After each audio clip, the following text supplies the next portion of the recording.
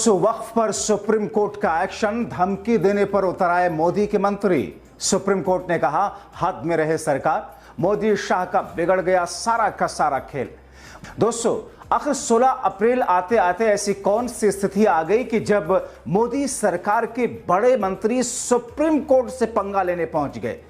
आखिर मोदी सरकार के मंत्री ने सुप्रीम कोर्ट को चेतावनी या धमकी दी तो क्यों दी?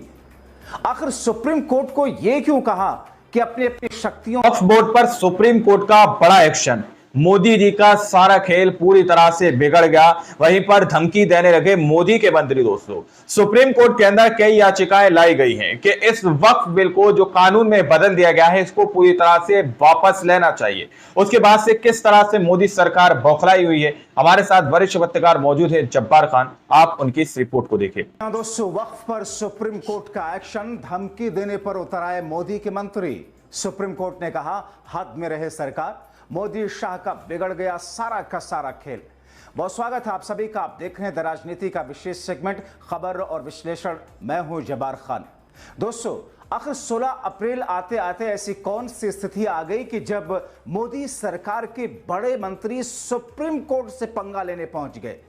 आखिर मोदी सरकार के मंत्री ने सुप्रीम कोर्ट को चेतावनी या धमकी दी तो क्यों दी?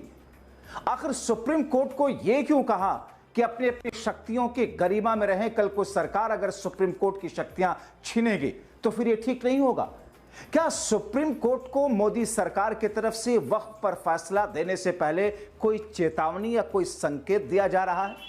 क्या यह डराने की कोशिश की जा रही है कि मोदी सरकार ने जो फैसला लिया है वक्फ को लेकर के, बताइए, सही है? सुप्रीम कोर्ट की शक्तियां छीनने की बात कही गई है। सुप्रीम कोर्ट इस फैसले को, इस कानून को बदले ना। और सुप्रीम कोर्ट ने इन तमाम चीजों को लेकर के जो बातें कही है, क्या सरकार उस बात को मानेगी? सुप्रीम कोर्ट का कहना कि हद में रहे सरकार, हद में रहे सारी संवैधानिक संस्थानें।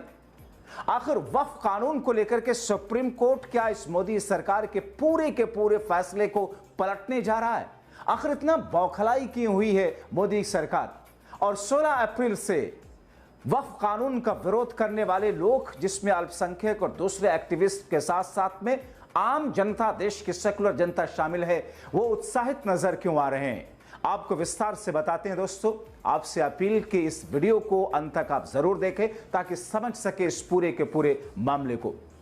दोस्तों, ये शायद भारत के इतिहास में, आजाद भारत में पहला ऐसा मौका होगा कि जब किसी कानून के पारित होने के बाद में, कानून होते हुए भी सरकार और उस सरकार से जुड़ी हुई पार्टी की अलग अलग राज्यों की सरकारें सुप्रीम कोर्ट में उस कानून को बनाए रखने के लिए अर्जियां लगाएं। यह ऐसा हुआ है। भारतीय जनता पार्टी के शासित राज्यों से, एनडीए शासित राज्यों के 7 राज्यों से 7 एप्लीकेशंस केंद्र के तरफ से या उन सरकारों की तरफ से, बीजेपी की तरफ से अर्जियां लगाएं में वक्फ कानून के साथ छेड़खानी ना करने के लिए लगाई गई। अपने आप में हास्यास्पद है दोस्तों।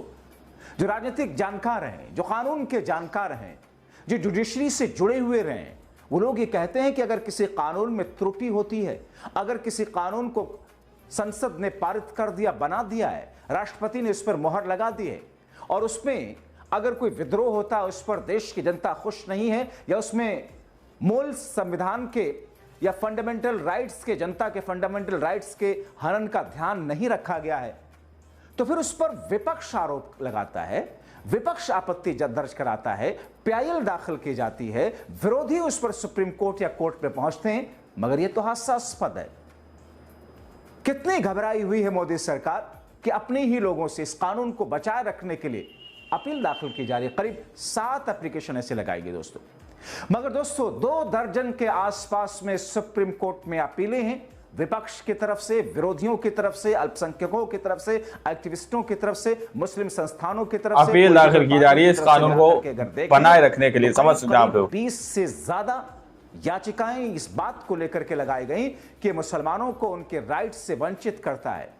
जो फंडामेंटल राइट्स 15-16 से लेकर के आप 25-30, 29-30 तक चले जाएं, इस बीच में कई सारे ऐसे अनुच्छेद ऐसे हैं जिनका ध्यान मोदी सरकार ने नहीं किया, बल्कि राजनीतिक फायदे के लिए, चुनावी फायदे के लिए एक ऐसा वर्ग देश के अंदर जिसे बीजेपी ने तैयार कर दिया है कि मुसलमानों को चूड़ियां टाइट करने पर जो वर्ग खुश होता है, उनकी तुष्टीकरण के लिए और उन जमीनों को जो कि वक्फ की संपत्ति है अपने बड़े इंडस्ट्रियलिस्ट दोस्तों को देने के लिए, उन जमीनों का फायदा उठाने के लिए, मुसलमानों को उन्हीं के जमीनों से वंचित करने के लिए जिस अंदाज में मोदी सरकार फैसला लेकर के आई, कानून लेकर के आई, उसके खिलाफ में सुप्रीम कोर्ट जिस अंदाज में इस पर फैसला देने जा रहा, मगर उससे पहले केंद्र के उन्हीं की जमीनों से वंचित करने के लिए ऐसा कानून बनाया गया है। को धमकी देते नजर आते हैं दोस्तों।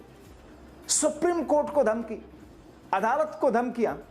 मानते हैं कि कार्यपालिका, विधायिका, न्यायपालिका सबकी अपनी अपनी शक्तियां हैं, लेकिन अगर केंद्र में बैठी हुई सरकार के बड़े बताइए, सुप्रीम कोर्ट को धमकी, मंत्री जो अल्पसंख्यक विभाग के बताइए, सोचिए, वो मंत्री जिन्होंने पार्लियामेंट के दोनों सदनों में वक्फ के इस बिल को पेश किया, इस विधेयक को पारित करवाया, मंत्री अगर कहें कि सुप्रीम कोर्ट अपनी शक्तियों को समझे, केंद्र की शक्तियों में हस्तक्षेप ना करे, सुप्रीम कोर्ट इस कानून को लेकर के किसी तरह का छेड़खानी ना करे, हमें उम्मीद है सुप्रीम कोर्ट से वो ऐसा ही करेगी।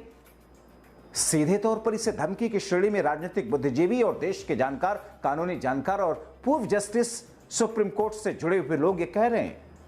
किरण रिजिजू अपने एक साक्षात्कार में, एक इंटरव्यू में, एक देश के बड़े मीडिया हाउस के इंटरव्यू में कहते हैं कि मुझे उम्मीद है कि सुप्रीम कोर्ट इसमें हस्तक्षेप नहीं करेगा। वो कहते हैं कि सुप्रीम कोर्ट को ऐसा नहीं करना चाहिए। वो कहते हैं कि अगर कल को सुप्रीम कोर्ट की शक्तियों में सरकार अगर हस्तक्षेप करे तो ये ठीक नहीं लगेगा। यानी कि इनडायरेक्ट वे में वो एक तरीके से कहना चाहते हैं कि सुप्रीम कोर्ट सोचे भी ना वक्फ कानून पर किसी तरह का कोई फैसला देने के लिए, क्योंकि मोदी सरकार को यह पता है कि इस कानून के अंदर त्रुटियां हैं, इस कानून के अंदर कई सारे ऐसे बिंदु हैं जिसमें मोदी सरकार बताइए, सुप्रीम कोर्ट की शक्तियां छीनने की बात कही गई है। केंद्र की मोदी सरकार ने वक्फ कानून लाते हुए जो बातें बताई, जो बातें कही, जिस बातों को जस्टिफाई, जिन बातों को करके उसने समझाने की कोशिश की, और फिर अपनी ही बातों में कैसे उलझी, सुप्रीम कोर्ट में साबित होने जा रहा है। और माना यह जा रहा है कि वक्फ संशोधन विधेयक कानून बनने के बाद में सुप्रीम कोर्ट में इसका वही असर होगा जिस अंदाज में केंद्र सरकार को, मोदी सरकार को इलेक्टोरल बॉन्ड पर बड़ा झटका लगा था, जिस अंदाज में केंद्र की मोदी सरकार को तीनों कृषि कानून, जिसे काला कानून कहा गया, उनको खुद ही मोदी सरकार ने वापस ले लिया था, क्योंकि उसमें त्रुटियां नहीं दोस्तों, उसमें षड्यंत्र था, उसमें साजिश थी, उसमें नीयत साफ नहीं थी। ये आरोप किसानों के, ये आरोप विपक्ष के, यही आरोप विरोधियों के थे, क्योंकि यह कहा गया कि जिस एमएसपी को लेकर के, मिनिमम सपोर्ट प्राइस को लेकर के, न्यूनतम समर्थन मूल्य को लेकर के सरकार यह कहती है कि यह देने का दायित्व है, और उसी कानून, उसी को लीगलाइज करने के लिए मोदी की सरकार तैयार नहीं है दोस्तों।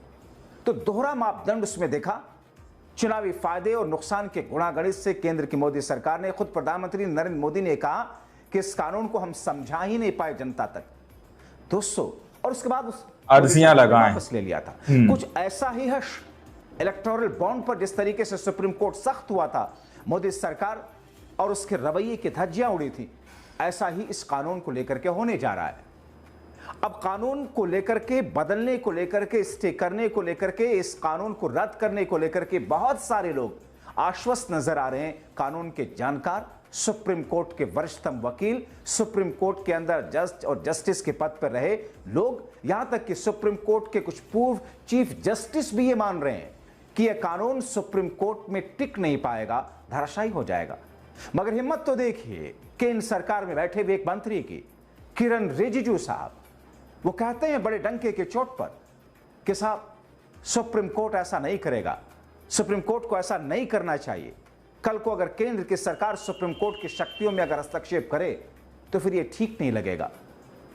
और ऐसे में सुप्रीम कोर्ट से जुड़े हुए लोग, पूर्व रिटायर्ड जस्टिस और वरिष्ठतम वकील कहते हैं कि यह धमकी सुप्रीम कोर्ट को चलने वाली नहीं है, और सुप्रीम कोर्ट ने अपील दाखिल की जा रही है इस कानून को बनाए रखने के लिए। समझ सकते हैं आप लोग, सख्त नसीहत दी है सरकारों को, खास तौर पर इस सरकार को, मोदी सरकार को, कि हद में रहे सरकार, वरना कंटेम्प्ट ऑफ कोर्ट भी हो सकता है। सुप्रीम कोर्ट के पास में वो शक्ति भी है। हाल ही में सुप्रीम कोर्ट ने एक ऐसा बड़ा फैसला दिया है जिसके बाद में माना जा रहा है कि सुप्रीम कोर्ट और उसके जस्टिस जस्टिस पारदीवाला का मैं जिक्र कर रहा हूं, जिन्होंने राज्यों और राष्ट्रपति भवन तक को हिला दिया था। आजाद भारत में पहली बार ऐसा हुआ था। तो अगर उस डेयरिंग एटीट्यूड के साथ में सुप्रीम कोर्ट तमाम तर्कों के बुनियाद पर अगर फैसला लेगा, तो उस फैसले में वक्फ कानून का रद्द होना लगभग कानूनी जानकार तय मान करके चल रहे हैं दोस्तों। और ऐसे में अल्पसंख्यक विभाग, मुसलमान वर्ग, क्योंकि दोस्तों इसमें सिर्फ मुसलमानों की बात नहीं है, सिर्फ मुसलमानों की संपत्तियों की बात नहीं जो उनकी संपत्ति है, इसमें संवैधानिक मूल्यों के हनन की भी बात है, इसमें संविधान के विरोध की जमीनों से वंचित करने के लिए ऐसा कानून बनाया गया है। मुसलमान ही नहीं बल्कि मुसलमानों के साथ साथ में क्रिश्चियंस, सिख और दूसरे माइनॉरिटी के पास में जो जमीनें हैं उस पर भी सरकार की नजर है। बीते दिनों जिस तरीके से हमने देखा कुछ आर्टिकल्स 5 जनवरी में आरएसएस के उस सुप्रीम कोर्ट को धमकी में जो बातें लिखी गई, उसके जरिए कहा गया कि साहब मुसलमानों के बाद में क्रिश्चियंस के जमीनों को सरकार हड़पना चाहती है, लेना चाहती है। सरकार भले ही कहे कि हम उस समुदाय की भलाई के लिए काम कर रहे हैं, लेकिन सरकार की मंशा, सरकार का मकसद उसके दोहरे रवैये से तब जाहिर हो जाता है जब एक मौके पर सरकार उन अल्पसंख्यकों के आगे बढ़ने के सारे रास्तों को रोक। तो आप लोगों ने इस वीडियो को शुरू से आखिर तक देखा। वीडियो के अंदर साफ तौर पर बात की गई है कि किस तरह से प्रधानमंत्री नरेंद्र मोदी जी ने कई ऐसे आर्टिकल, संविधान के बहुत सारे ऐसे आर्टिकल जिनको ताक पे रखकर इस बिल को जो है पूरी तरह से पास कराकर कानून में बदल दिया। और अब यहाँ पर पूरे तौर पर एक पूरा समुदाय जिनको वंचित रखने की कोशिश की जा रही है, उन्हीं की जमीनों से वो सड़कों पर उतरा हुआ है। सुप्रीम कोर्ट का दरवाजा खटखटाता हुआ नजर आ रहा है। सुप्रीम कोर्ट के अंदर अर्जी और याचिकाएं देता हुआ नजर आ रहा है। दावा किया जा रहा है तकरीबन 20 से ज्यादा याचिकाएं सुप्रीम कोर्ट के अंदर इस बिल को खारिज करने के लिए पहुंची हैं कि इस बिल को पूरी तरह से खारिज कर दिया जाए, वापस कर दिया जाए। दोस्तों अब देखना ये बहुत ज्यादा दिलचस्प रहेगा कि जिस तरह से मोदी सरकार एड़ी चोटी का जोर लगा रही है कि ये बिल जो है, ये कानून जो है बरकरार रह सके, यानी कि इस कानून को ना बदला जाए, वापस ना किया जाए, एड़ी चोटी का जोर लगा रही है और वहां पर अपील की जा रही है कि इस कानून को बरकरार रहने दिया जाए। अब देखना ये बहुत ज्यादा दिलचस्प होगा दोस्तों कि संविधान जो राइट्स देता है, फंडामेंटल जो राइट है, अगर उसको ध्यान में रखा जाए तो ये बिल पूरी तरह से वापस होगा। क्योंकि सुप्रीम कोर्ट ने जैसे ये अर्जियां स्वीकार की हैं, वहीं से कहीं ना कहीं मोदी सरकार को बड़े झटके लगे हैं। क्योंकि बहुत सारी बार ऐसा देखा गया है कि सुप्रीम कोर्ट याचिका स्वीकार नहीं करते, पूरी तरह से रद्द कर देते हैं, खारिज कर देते हैं, लेकिन सुप्रीम कोर्ट ने यहाँ पर 20 से ज्यादा याचिका स्वीकार की है। आप लोगों ने इस पूरी रिपोर्ट को देखा, सुना, आप लोग इस रिपोर्ट के बारे में क्या सोचते हैं, क्या समझते हैं, अपनी राय कमेंट सेक्शन में जरूर दीजिएगा। सच्ची बक्की खबरें देखने के लिए आप चैनल को सब्सक्राइब कीजिए। मिलते हैं अगली वीडियो में, जब तक के लिए जय हिंद, जय भारत।